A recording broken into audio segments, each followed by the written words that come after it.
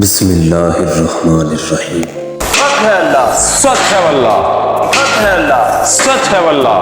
हक है अल्लाह, सच है वल्लाह। हक है अल्लाह, सच है वल्लाह। हक है अल्लाह, सच है वल्लाह।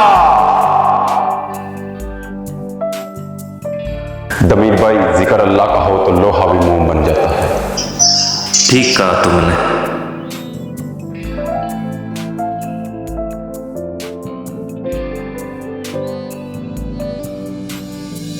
बतौर खास तुम्हारे लिए तैयार की है।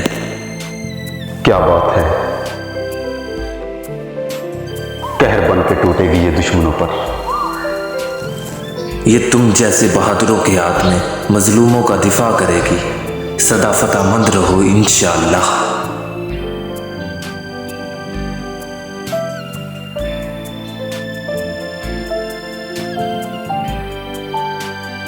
जुल्फ़ा से बेहतर कोई तलवार नहीं, ना अली से बेहतर कोई बहादुर है इस दुनिया में।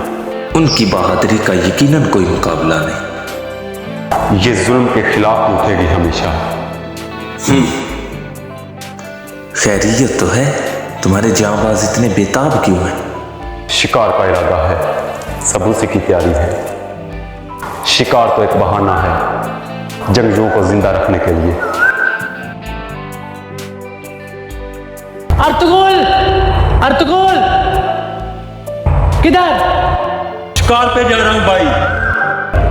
ये सही वक्त नहीं है शिकार पर जाने का, कल जिरगा भी है।